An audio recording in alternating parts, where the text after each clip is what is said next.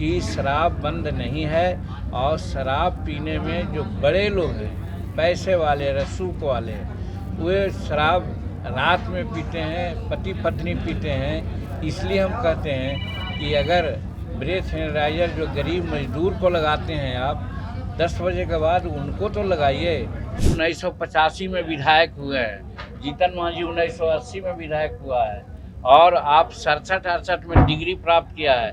जीतन मांझी 1966 में honours graduate किया है। तो हर दृष्टिकोण से आपसे सीनियर है जीतन मांझी, तो उसको तुम ताम करने का क्या उचित है? आप लोगों के माध्यम से ये पॉलिटिकल राजधानी मुजफ्फरपुर के टाउन में आज मांग करते हैं नीतीश कुमार से कि आपसे ये बिहार का शासन नहीं चल रहा है। आपका उम्र भी कुछ इस ढंग का हो रहा है, बोल रहे हैं जो पता नहीं चलता है कि नॉर्मल है कि अब नॉर्मल है। इस लाइन पर आप इस्तीफा दे दीजिए, त्याग पत्र दीजिए, किसी दूसरे को मौका दीजिए जिसमें कि बिहार की जनता को कुछ सहूलियत मिले। लोग इससे अभ्यस्त हैं। हमारे आर्मी मैन हैं जो शराब पीने के अभ्यस्त हो जाते हैं, वो मरते दम तक पिएंगे। अगर बिहार के आर्मी मैन नहीं है क्या, तो वो यहाँ आएंगे तो शराब नहीं पिएंगे क्या? तो उनके लिए भी स्पेस छोड़ना चाहिए। उन्होंने बहुत पुरजोर शब्दों में कहा है कि बिहार में जो घमंडिया गठबंधन है उसमें इतना घमंड है कि जीतन मांझी ऐसे लोगों को भी वो बेइज्जत करने में नहीं छोड़ा।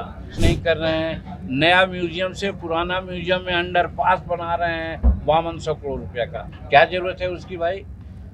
हमारे दक्षिण बिहार में उल्टी गंगा बहाने के नाम पर 6000 करोड़ रुपया खर्च कर रहे हैं, जाके वहाँ तर्पण के लिए पानी की बात है, जबकि।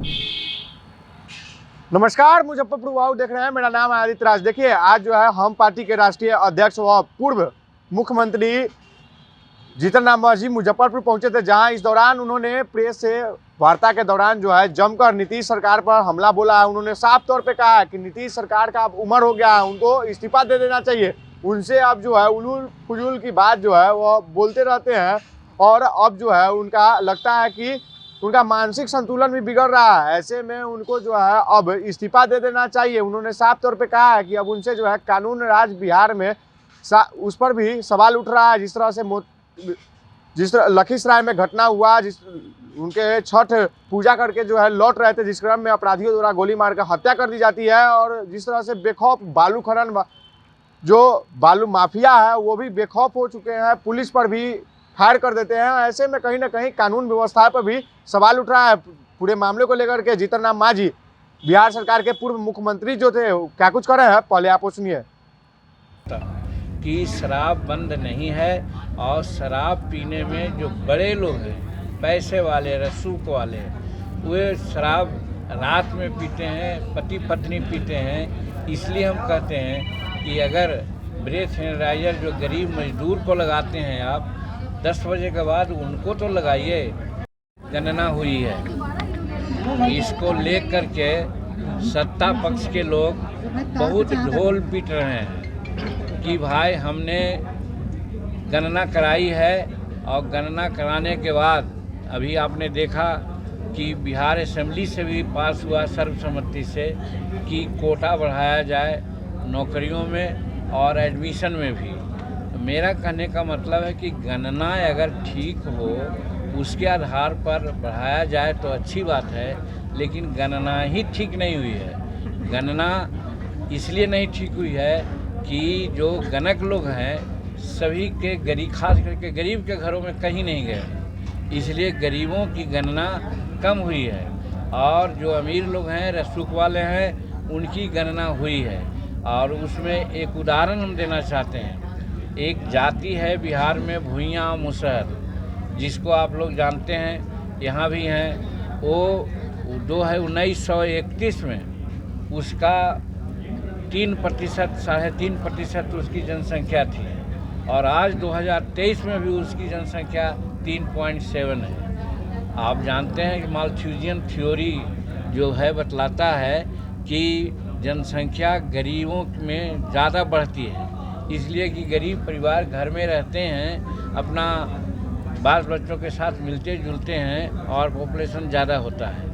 लेकिन यह आश्चर्य है कि सबसे गरीब बिहार में भुइयाँ मुसहर कास्ट होता है, और उसकी जनसंख्या 1931 में भी 3% और इस वर्ष 2023 में भी 3%। ये कहाँ का लॉजिक है।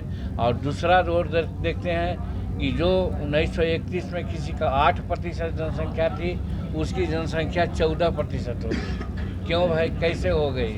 तो मेरा कहने का मतलब है कि देखा इसी में किया गया, फेवरेटिज्म किया गया है, जिसके आधार पर किसी की जनसंख्या ज़्यादा बढ़ा दी है। उसमें प्रश्न उठ रहा होगा, आप पूछते होंगे। मेरा कहने का मतलब है कि जिनको 14% किया गया है, उसमें भी कई एक परीक्ष होते हैं। सब परीक्ष को मिला दिया गया और गणक किया गया। शेड्यूल कास्ट में जैसे हमारा मुसहर समुदाय है, तो मुसहर को मुसहर कहते हैं, भुइयाँ कहते हैं, राजवंशी कहते हैं, रजवार कहते हैं, फिर भोक्ता कहते हैं, राजभर कहते हैं। ये सब सारी जातियाँ परीक्षा है, वो भैया मुसहर की है। सबका खान पान, सांस्कृतिक कार्यक्रम, शादी विवाह सब होता है। इसको अलग अलग क्यों कर दिए?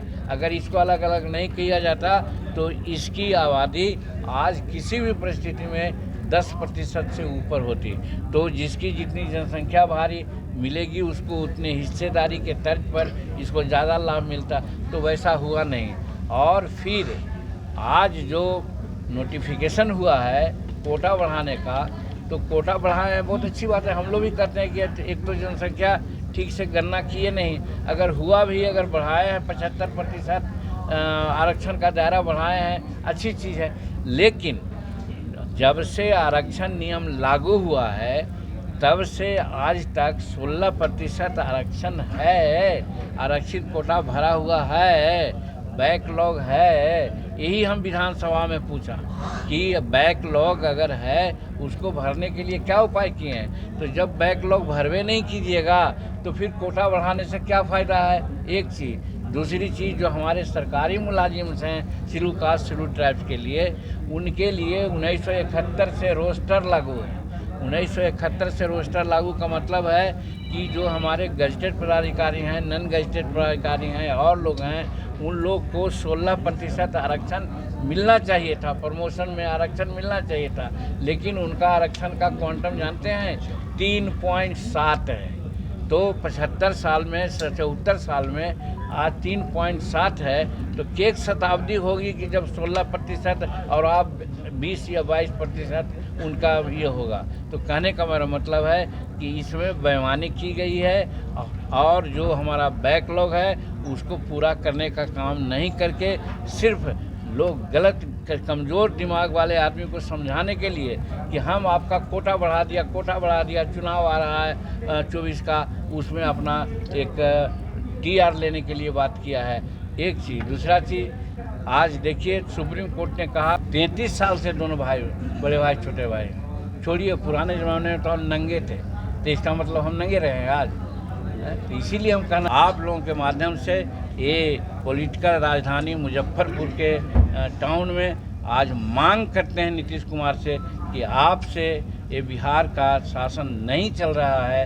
आपका उम्र भी कुछ इस ढंग का हो रहा है, बोल रहे हैं जो पता नहीं चलता है कि नॉर्मल है कि अब नॉर्मल है। इस लाइन पर आप इस्तीफ़ा दे दीजिए, त्याग पत्र दीजिए, किसी दूसरे को मौका दीजिए जिसमें कि बिहार की जनता को कुछ सहूलियत मिले। आपने सुना पूर्व मुख्यमंत्री जीतन राम मांझी क्या कुछ कह रहे थे। उन्होंने साफ तौर पे कहा कि जिस तरीका से बिहार में कानून व्यवस्था पर लगातार सवाल उठ रहा है, जिस तरीका से बालू माफिया अब जो है बेखौफ हो चुके हैं, बिहार में अपराधी बेखौफ हो चुके हैं, कहीं ना कहीं अब जो है कानून व्यवस्था पर सवाल उठ रहा है। ऐसे में मुख्यमंत्री को तत्काल प्रभाव से जो है इस्तीफा दे देना चाहिए। वो तो जो है 18 साल से सोच रहे हैं कि 18 साल से जो मुख्यमंत्री बन गए हैं, जिसके बाद अब जो है उनका दिमाग जो है सही तरीके से काम नहीं कर रहा है। शराबबंदी पर भी उन्होंने जमकर हमला बोला। जिस तरीका से जो है शराब माफिया नए नए हथकंडे अपनाकर बिहार में सब शराब ला रहे हैं, ऐसे में कहीं ना कहीं बिहार में जो है गुजरात के तरीके पर, गुजरात मॉडल के तरीके पर जो है बिहार में भी पूर्ण रूप से शराबबंदी करना चाहिए। तो इसी तरह के तमाम खबरों को देखते रहिए मुजफ्फरपुर। अपने सपनों की आशिया को दे एक नई पहचान मां भवानी डेकोर प्राइवेट लिमिटेड के साथ, जो है ऑथराइज्ड डिस्ट्रीब्यूटर ऑफ कजारिया, देश की मिट्टी से बनी टाइल से देश को बनाते हैं। और जहां मिलती है सभी प्रकार के Indian and imported granite, marble, sanitary एवं कोटा स्टोन का अनोखा एवं आकर्षक संग्रह। माँ भवानी डेकोर प्राइवेट लिमिटेड, मतलब a complete floor solutions. New 0 mile Dadar road, Muzaffarpur. Call 9934753111।